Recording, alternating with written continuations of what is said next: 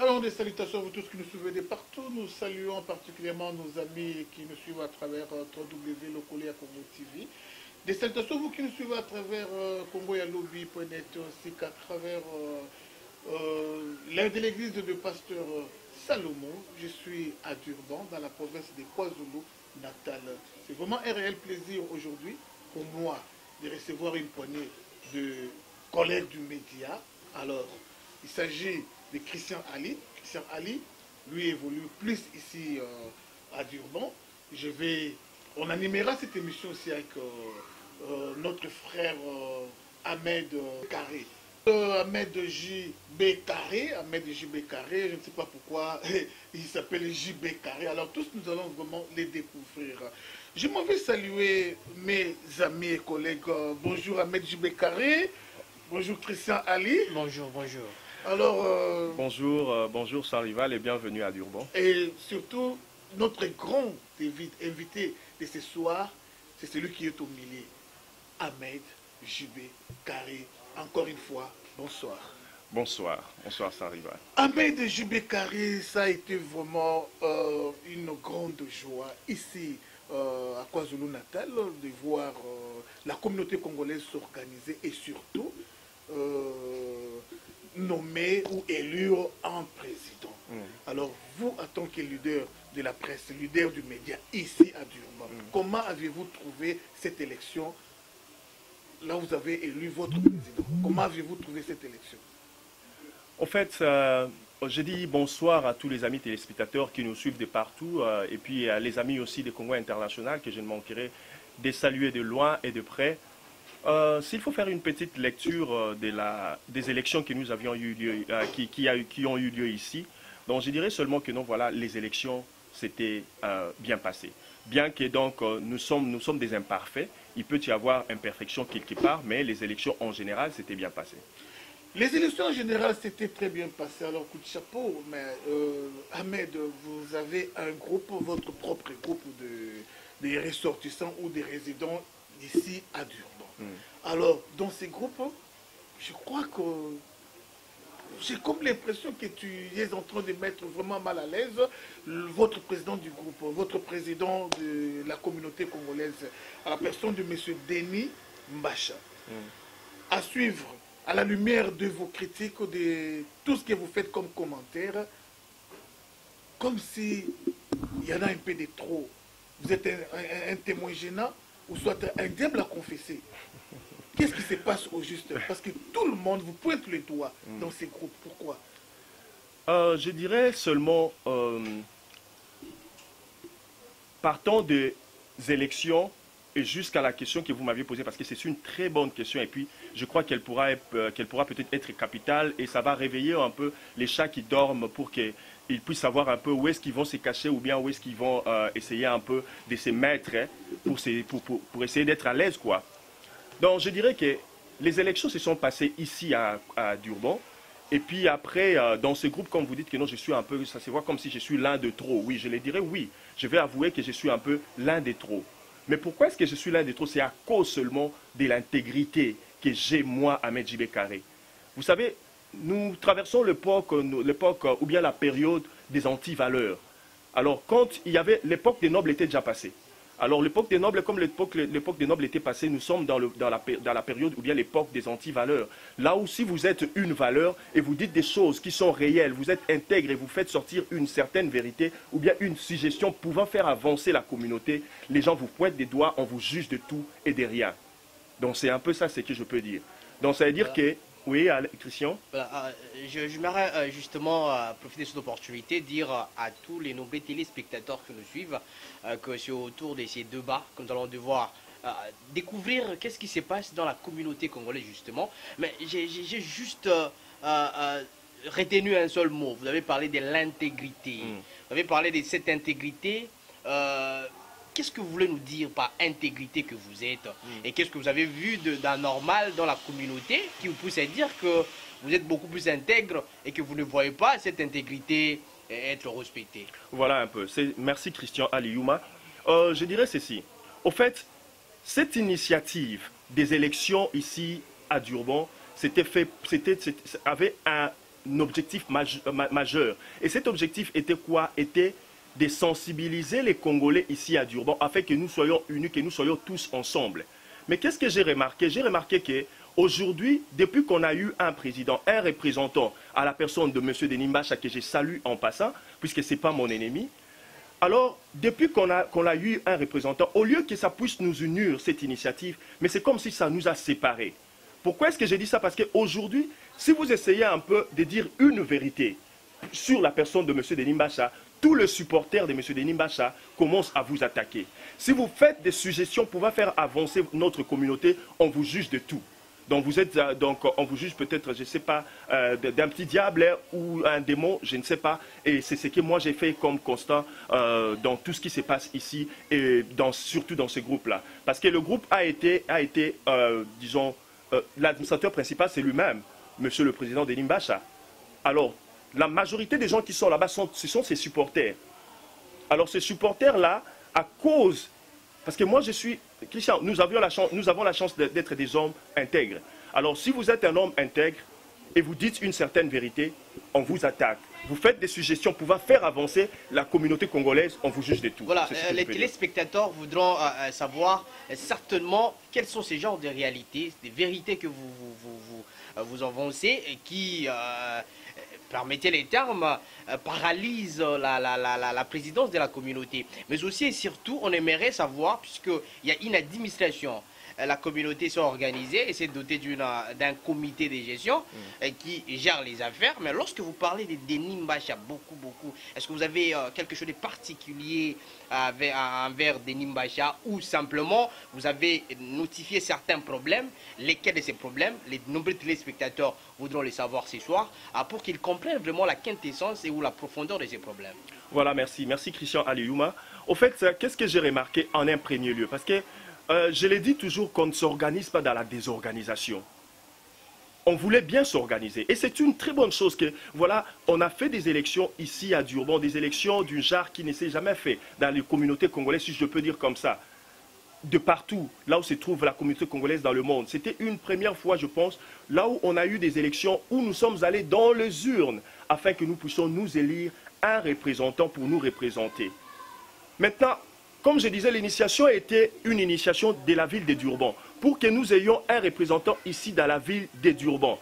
Alors, le président sortant, le président de la Ligue des passeurs va le proclamer pour dire que non, voilà, aujourd'hui nous avons officiellement le représentant de la communauté congolaise de Durban, le président de la communauté congolaise de Durban, qui est M.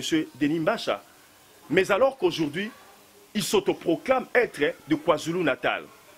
Et la ville de KwaZulu-Natal, qui a au moins 45 villes, on s'est organisé. Je pourrais même dire à son rival, là où vous êtes à Johannesburg, puisque vous êtes dans la ville, la grande et la plus riche ville de notre pays ici, disons, quand je dis de notre pays, de là où nous habitons ici en Afrique du Sud. Alors je pourrais peut-être vous donner le même conseil plutôt. Organisez-vous à Johannesburg et qu'il y ait un président sortant et que ce président puisse s'autoproclamer le président de tous les Congolais de l'Afrique du Sud. Je pense que ça sera une bonne chose. Ah oui, je crois bien que la vérité blesse.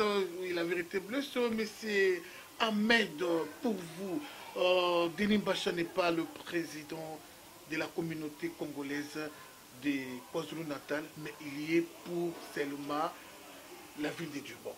Voilà les mots, c'est ça la vérité. Mais c'est ça la vérité, et c'est simple. Il y a certains activistes qui sont dans le groupe, dans ce même groupe.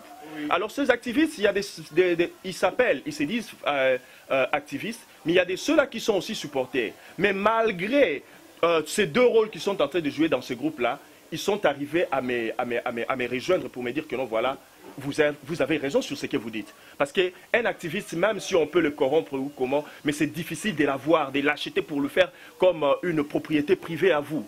Alors, après débat et délibération, comme j'aime toujours le dire, ils ont compris que j'avais raison parce que ma thèse est claire. Vous comprenez? On a eu des élections à Durban avec deux candidats de la même ville, organisés par la Ligue des pasteurs de la même ville. Parce que là, au moins, je voudrais aller un peu plus loin pour parler aussi de la Ligue des pasteurs. Mais monsieur Ahmed, pourquoi vous n'avez pas dit tout haut avant les élections qu'il n'y a que ces deux candidats de la même ville et vous le dites juste après les élections? Non, au fait, pendant les élections, je savais, puisque moi je connais l'histoire, je connais cette initiation, où est-ce que ça a commencé. Ça a commencé depuis longtemps. Si on fait un peu le retour vers le futur... Dans le passé? Non, non. Le retour vers le futur. Okay. C'est comme ça que ça s'appelle. Bien que c'est un voyage dans le passé, mais on appelle ça le retour vers le futur. C'est comme ça qu'on l'appelle. C'est un terme qu'on l'appelle comme ça. Alors, on verra que non, voilà, dans le passé, quand ça a commencé, il y avait eu d'autres personnes. Et puis après, il y avait eu Papa Maréchal avec un vieux que j'oublie les noms. Alors, un jour même, ces vieux-là, c'était dans un deuil à Lionel House, ici à Pointe. Alors, ils se sont tous retrouvés ensemble et j'étais là aussi. Il y avait aussi M. Kev Kafouata, que j'ai salué en passant, qui était là aussi dans ce deuil-là. Il y avait quelqu'un qui était décédé. Alors on se retrouve là et on a suscité ces problèmes. Le vieux là a parlé. Qu'est-ce qu'il y avait? Donc, bref, le vieux en question, c'est lui qui avait commencé cette initiation qu'aujourd'hui nous sommes arrivés quand même à réussir. Vous comprenez? Donc aujourd'hui, c'est un peu un petit coup de chapeau sur ce qui s'est fait. Mais au moins, ce que je remarque est que nous nous sommes organisés dans une désorganisation. Puisque s'il y a un groupe qui n'est pas très bien organisé plutôt, organise une communauté, alors voilà pourquoi nous avons tous ces lacunes. Et pourquoi j'ai dit ça? Parce que le monsieur là, qu'est-ce qui s'était dans le passé alors? Ces vieux-là étaient allés c'est lui qui avait même intéressé les Papa Maréchal et tout consort pour que nous puissions nous organiser dans la communauté congolaise. Parce que Papa Maréchal aussi était quelqu'un qui avait une personnalité dans notre communauté. Alors, à son grand étonnement, qu'est-ce qui s'est fait? Il va à Pretoria pour aller organiser la communauté congolaise de nous ici à Durban. On lui dit que non, voilà, mais vous, les Congolais, vous n'êtes pas sérieux. Comment est-ce qu'il y a déjà quelqu'un qui était venu ici pour enregistrer la même communauté et vous venez aussi pour enregistrer la même communauté avec le même nom? Alors ça lui a étonné. Alors il a suscité dans ses deuils et j'étais la personne qui avait essayé un peu de les séparer. Et puis je ne l'avais pas caché de mots puisque c'est ça. Moi je suis un homme intégré, c'est comme ça que je suis. J'avais ouvertement dit à Papa Maréchal que non, Papa Maréchal, vous êtes fautif ici. Parce que comment est-ce que c'est lui qui vous avait appelé pour que pour que nous puissions nous organiser, mais vous lui précédez pour aller vous Monsieur Juppé Carré, oui. Je crois que vous voulez nous dire par là que la communauté d'ici n'est pas enregistrée jusqu'en ces jours. On sait que j'avais entendu. Donc, vous connaissez M. Sans-Rival, nous sommes les gens de la presse. Donc, ça veut dire que nous pouvons publier des rumeurs, nous pouvons aussi nous pouvons aussi faire une bonne publication. Alors, quand vous n'êtes pas trop sûr de quelque chose, alors on l'appelle rumeur. Et selon le rumeur, cette communauté ne s'est pas encore enregistrée, ça n'a pas encore une personnalité morale. Ça m'étonnerait beaucoup. En fait, M. Sans-Rival, à cette question de la personnalité juridique, puisqu'il faut parler d'une autorité morale qui statue et qui démontre que la communauté s'organise dans de voie légale. Mais avant d'arriver à cette question, M. Sans-Rival, j'aimerais qu'on revienne un peu sur le problème, parce que les plus importants actuellement, ce sont les problèmes qui se passent. Voilà. Vous avez énuméré un des problèmes, l'un des problèmes. Disons qu'il y a l'autoproclamation d'être président de KwaZulu-Natal. Voilà. Ça, c'est le premier élément. Vous avez parlé de la division entre les personnes. Vous avez parlé, il y a des gens qui sont là pour appuyer M. Denis Mbacha. J'aimerais savoir, M. Jacques, il faut être spécifique. Il faut que les téléspectateurs sachent, c'est ça, ces problèmes apportent la division dans la communauté. Tel problème apporte la division et que nous voulons chercher des solutions. Quels sont ces problèmes-là? Parce que, ici, il faudra parler des statuts. La communauté a un compte bancaire, on ne sait pas. Pour ouvrir un compte bancaire, on doit exiger des documents un peu plus légaux. Si on peut revenir sur cette question, ce sera une question de fond prochainement. Mais si on peut revenir sur les problèmes qui vraiment dérangent la communauté. En fait, pour moi, ce qui dérange la communauté, quand je parle d'abord de l'autoproclamation, parce que vous avez posé des sous-questions. Parlant de l'autoproclamation, je dirais que non, voilà, nous nous sommes organisés pour la ville de Durban. Et je ne peux pas en disconvenir si le président, parce que j'ai les images, j'avais fait les émissions, j'étais là sur place, j'ai été un témoin oculaire. Ça, et je sais que, oui, c'est connu. Voilà. Le pasteur Benjamin Lukola, que je salue aussi en passant, avait bien pris le micro. Mon micro à moi. Vous avez déjà dit. Oui. Si vous pouvez revenir sur d'autres problèmes que vous... Oui, d'autres problèmes, je dis ceci. On s'est organisé pour la ville de Durban. Alors, comment est-ce qu'on peut avoir deux candidats d'une même ville et puis il s'est dit que non, voilà, il est le leader ou bien le président de la communauté congolaise. Oui, le premier problème. Vous avez énuméré cela. Oui. Le deuxième problème. Le deuxième problème. Allons-y pour parler de la division. Parce que nous nous sommes organisés pour que nous puissions nous unir. Voilà. Maintenant, comment est-ce que quand quelqu'un dit la vérité, au lieu que les gens puissent faire un bon jugement pour dire que non, voilà, c'est monsieur a raison, quelle est la solution? Puisque à la dernière publication que j'ai faite, ce que j'avais fait sur Facebook et même sur leur groupe WhatsApp, je l'ai bien énuméré et j'ai même donné la solution. Et c'était quoi le problème? Parce que les téléspectateurs ne savent Non, pas. ça veut dire que quand voilà. vous dites une vérité sur les comités, pour ne pas seulement dire sur la personne de Denis Mbacha, donc ça veut dire que je m'attaque au comité. Et le monsieur Denis Mbacha fait partie de, cette de ces comités. Voilà, si je peux reformuler ma question, les nombreux téléspectateurs, je vous respecte, c'est justement à cause de ça que nous sommes ici. Voilà. On aimerait juste dire ces vérités. Je prends un exemple de cette vérité. Monsieur Denis Mbacha, par exemple, n'arrive pas aujourd'hui à organiser, faire des assemblées générales comme prévu. Je donne un exemple. Maintenant, aujourd'hui, quelles sont les vérités que vous avez dites et qui ont créé des confusions, qui ont créé des séparations, qui ont créé à ce qu'on ne puisse pas vous répondre positivisement? Voilà, s'il faut les énumérer, ça sera beaucoup. Voilà. Mais une des vérités que j'avais aussi un jour dit, c'était quoi? On avait une réunion qui était organisée, donc je peux dire un peu urgemment, quand il y avait notre confrère Balthazar qui avait fait, en fait pour moi je considère que c'était des rumeurs, que lui est vite parti en besogne pour essayer un peu de le publier, accusant M. Denis Mbacha. Nous nous sommes retrouvés dans une réunion qui a été organisée urgemment, et puis après je coûterai le président pour dire que non voilà, il y avait une somme d'argent, je crois si je ne m'abuse, c'était une somme d'argent de 2 millions. Il y avait quelqu'un qui était mort à Ouloundi. Alors ça, je ne veux pas encore en parler pour dire que non, voilà, comment est-ce que nous nous sommes organisés ici à Durban. Et puis après, il va jusqu'à Ouloundi pour essayer un peu d'organiser un deuil de quelqu'un, d'un Congolais. Bon, en fait, ça pourrait se comprendre puisque le Congolais en question habitait d'abord ici à Durban, donc ça donne un peu un sens. Alors, il dira que non, voilà, il a ordonné à quelqu'un qui était ici à Johannesburg de prendre le 2000 rand pour déposer dans son compte bancaire. Pas dans les comptes bancaires de quoi? De la communauté congolaise, mais dans son compte bancaire. Je l'ai suscité dans les groupes pour que nous puissions en discuter ensemble et qu'on puisse le condamner pour dire que non, voilà, non, c'est pas comme ça que ça devrait se faire parce qu'il y a déjà une organisation, il y a déjà un comité, il y a un compte bancaire, il y a des financiers. Donc tout problème qui concerne le finance doit être mis sur la table devant quoi? Les financiers, comme ça les financiers peuvent s'en occuper. Mais lui, il dit à la personne de mettre l'argent dans son compte privé. Alors, est-ce que si nous pouvons faire des investigations, nous comme presse, est-ce que ils nous permettront d'aller dans son compte bancaire personnel pour essayer de faire des investigations pour voir quel a été réellement le montant qui était entré et tout consort? Vous comprenez un peu? Parce que si c'est le compte bancaire de la communauté congolaise, on aura toute la permission possible d'aller et puis faire nos investigations pour voir c'était réellement combien et tout consort. Je ne dis pas que non, il avait volé l'argent, mais cet acte-là qui a été posé, de dire à quelqu'un de mettre l'argent, pas dans les comptes bancaires de la communauté congolaise, mais dans son compte bancaire privé, c'était pour moi un acte à condamner. Mais les gens l'ont soutenu. Ok, merci beaucoup Mohamed. Je crois bien qu'il n'y a pas de mauvaises troupes, mais il n'y a que de mauvais chefs. Dans tout ce que vous dites, vous accusez M. Denis Mbacha qui est président de la communauté congolaise, soit à Durban ou à KwaZulu-Natal. Non, s'il vous plaît, non, pas à KwaZulu-Natal. Donc si on peut dire Durban et puis... officiellement, il est président de la communauté congolaise de Durban. Voilà.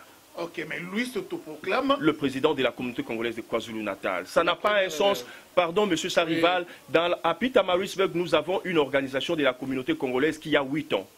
Le premier président de cette communauté était M. Awazi et ils ont un deuxième président depuis 2015, ça fait 3 ans. Il a déjà 3 ans dans son pouvoir et c'est M. Didier Kabwe. Ça fait combien de temps M. Denis Mbacha a été élu président? C'est depuis le 28 janvier, si je ne m'abuse, c'était le 28 janvier et ils ont fait prestation de serment le 25 février. Allons pas par pas. Ça fait pratiquement 2, 3, 4 mois. Oui, donc disons, du mois de janvier, si on peut compter à partir du 28 janvier jusqu'à maintenant, nous sommes au mois de juin, donc on peut dire 5 mois. Ok, la communauté n'est pas légalisée ou soit ils n'ont pas de papier, la première erreur. La deuxième erreur, vous avez évoqué le problème de l'espace ou soit de la parcelle des responsabilités. Voilà. Donc, il ne peut pas être de KwaZulu-Natal, c'est seulement de Durban. Parlons de la compétence du travail. Pendant tout ce temps, comment vous avez jugé leur travail? Ils sont compétents, acceptons parce qu'il y a la communauté est composée des gens qui sont quand même compétents. Oui, je dirais la compétence un peu.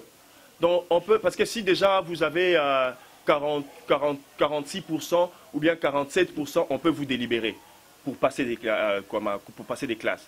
Vous comprenez? Mais je dirais, ils ont beaucoup de lacunes. Alors, pour corriger ces lacunes-là, il faut seulement qu'ils puissent accepter, qu'ils admettent. Parce que c'est en admettant qu'on corrige. C'est en commettant des erreurs qu'on arrive à avoir une expérience et puis savoir comment avancer. Mais le problème, c'est que de bonnes personnes, au fait, des bonnes personnes, des gens intègres, qui essayent un peu de les aider par des suggestions et des idées, de conseils pour savoir un peu, pour savoir corriger les erreurs et qu'on sache comment avancer. Alors, eux, ils jettent maintenant des pierres sur cette personne. Vous comprenez?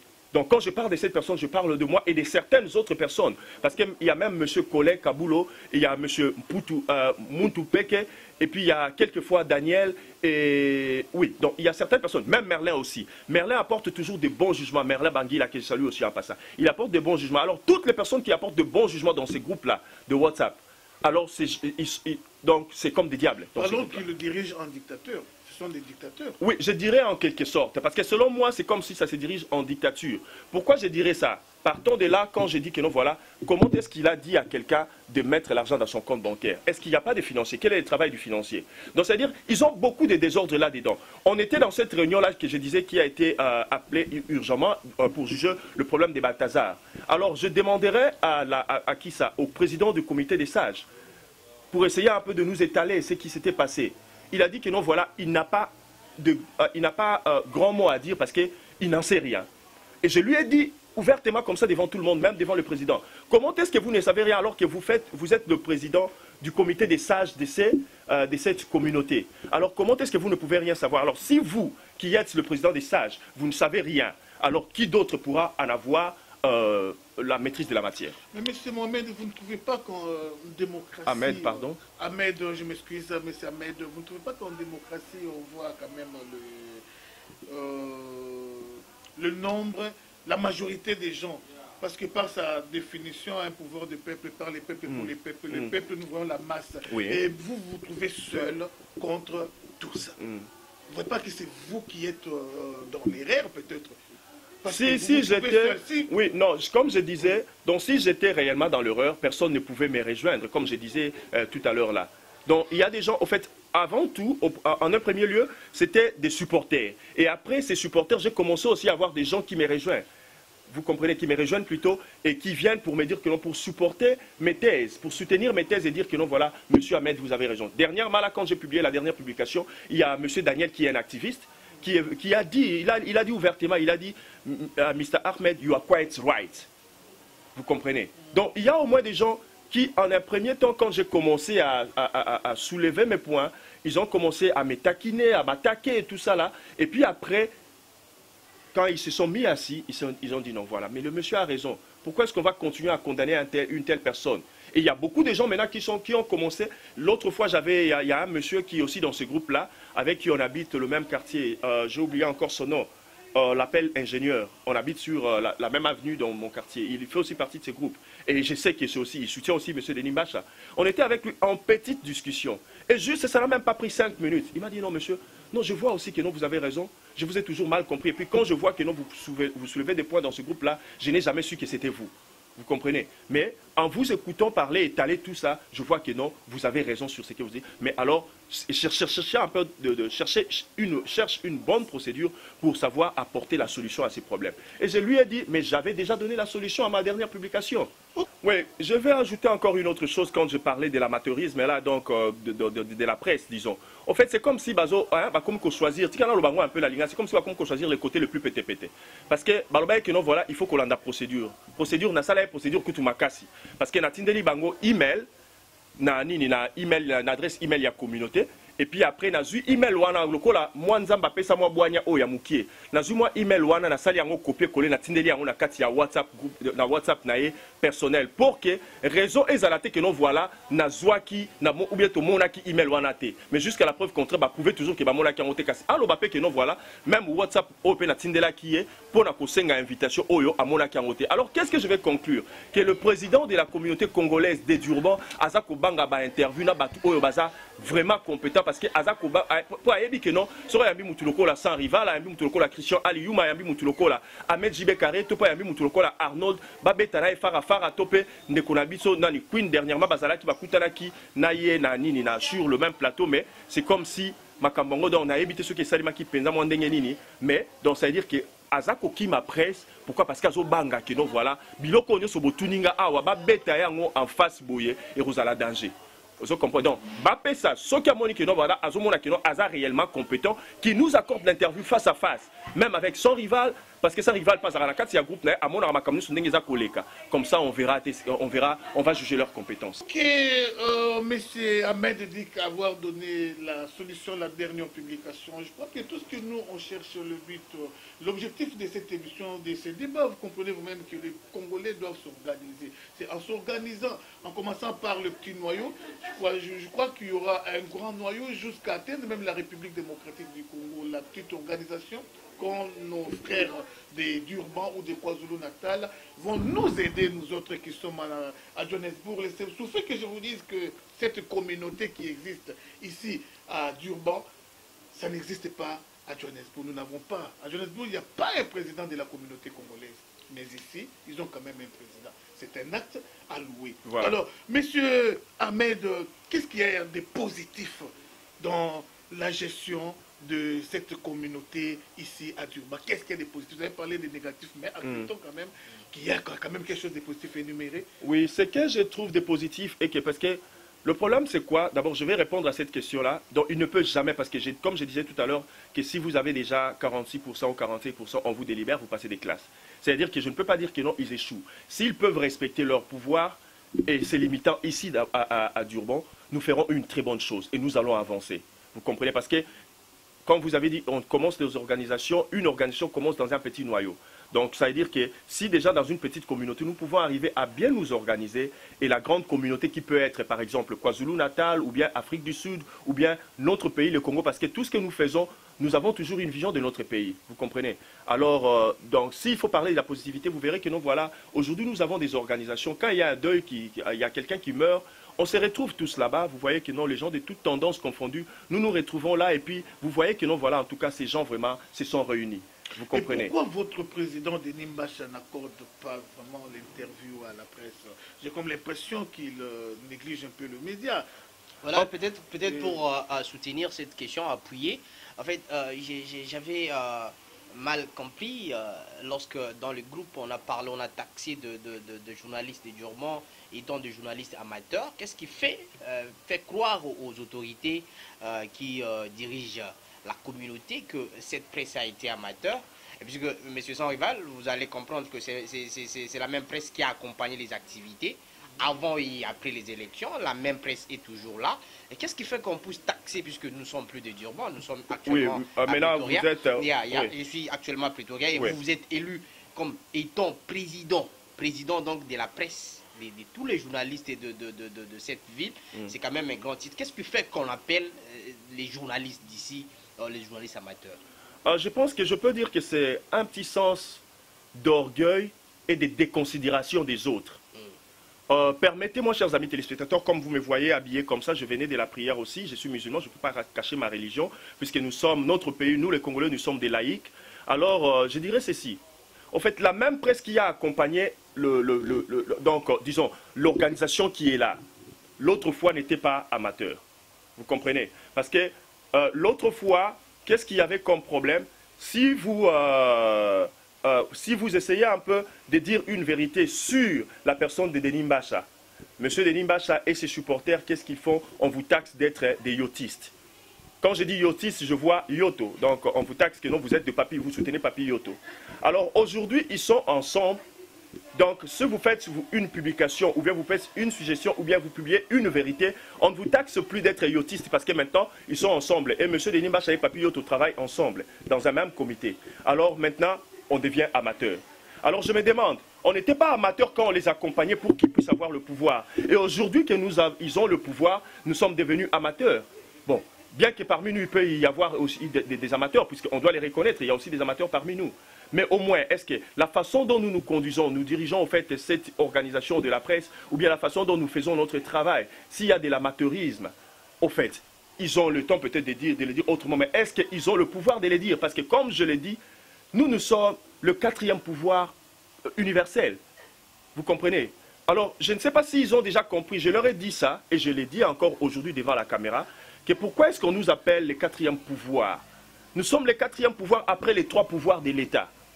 Alors, dans le pouvoir de l'État, normalement, on devrait être le 2e pouvoir. Après le pouvoir de l'État, directement, la presse vient. Alors, quand on veut séparer, on veut départager ces 2 pouvoirs. Un pouvoir peut contrer l'autre, mais l'autre ne peut pas contrer l'autre. Moi, la seule façon pour le pouvoir de l'État de contrer la presse, c'est de nous amener en justice.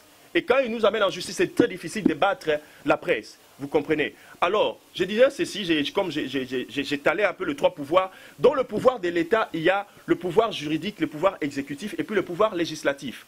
Alors, voyant que non, à cause de la vérité qui existe dans la presse, à cause de la vérité de la presse qui accompagne la bonne démocratie, c'est alors qu'on nous a taxé d'être le 4e pouvoir universel dans un État. Ok, merci. Il nous reste moins de 5 minutes. Nous signalons M. Alain derrière la caméra. Alors, nos téléspectateurs, qu'est-ce qu'ils peuvent retenir à propos du débat de ce soir? Moi, je crois que M. Ahmed, si il faut résumer tout cela en un mot, quelles sont vos revendications? Vous voulez bien que M. Denis Mbacha se limite seulement à Durban, comme étant le président de la communauté congolaise de Durban. Et s'il va falloir qu'on fasse une élection qui va englober tout le monde, toute la province, là, ça sera encore une 2e élection et qu'il postule encore, peut-être qu'il gagnera pour KwaZulu-Natal. Mais pour le moment, qu'il se limite seulement à se considérer comme étant président de Durban.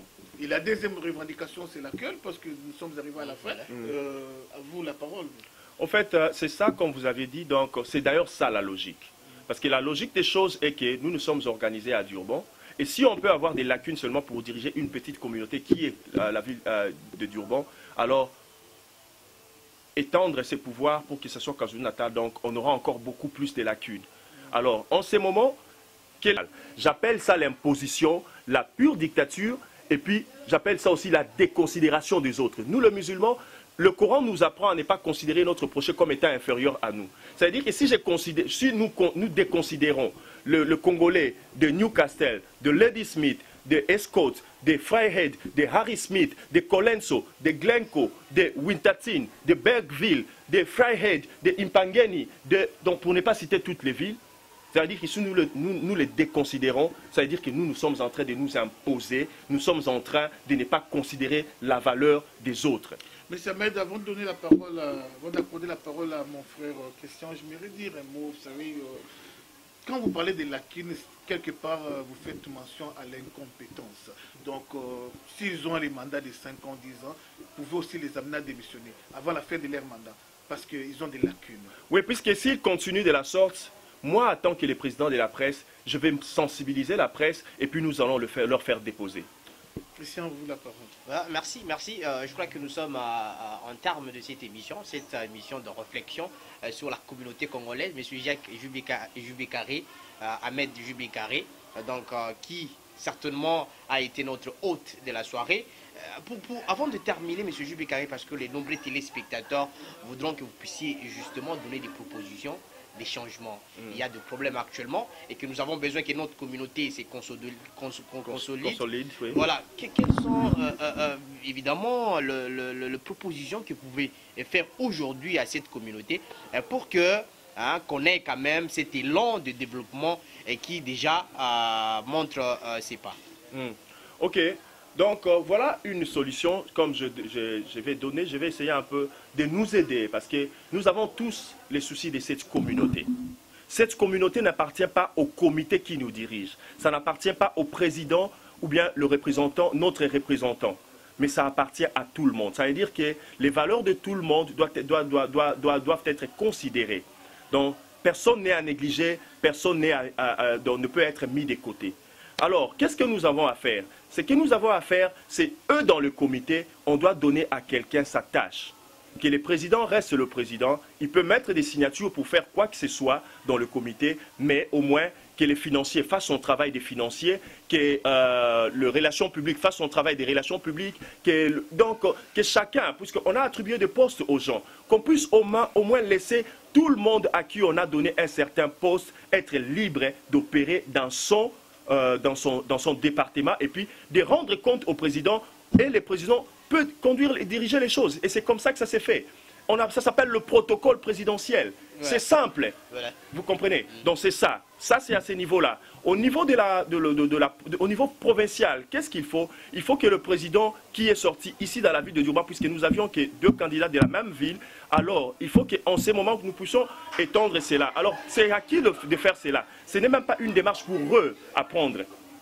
C'est une démarche que on va essayer un peu de voir, on va essayer d'étudier ça. Nous, la presse, nous allons essayer un peu de sensibiliser et de mobiliser les gens capables pour que nous puissions savoir comment est-ce qu'on peut intégrer les autres, comment est-ce qu'on peut inviter les autres, même les pasteurs et tout consort, nous organisant et puis essayer maintenant à atteindre dans toutes les villes de la province de KwaZulu-Natal, qu'on les aide aussi de l'autre côté. Comme à Pietermaritzburg, ils ont déjà une expérience de 8 ans. Je pense que nous aurons aussi grand besoin de M. Didier Kabwe, le président de la communauté congolaise de Pietermaritzburg. Et avec lui, ensemble, avec donc un comité, en fait, nous allons voir comment est-ce qu'on peut étudier les choses. Et puis nous allons organiser les autres villes pour qu'ils puissent aussi, eux, dans leur ville, avoir des représentants. Comme ça, on va prendre tous ces représentants, les mettre ensemble sur la même table et puis organiser les élections provinciales. C'est pur et simple, ça s'appelle la simple logique des choses. Voilà, ces débats, cette communauté s'est organisée certainement dans un lieu, pas de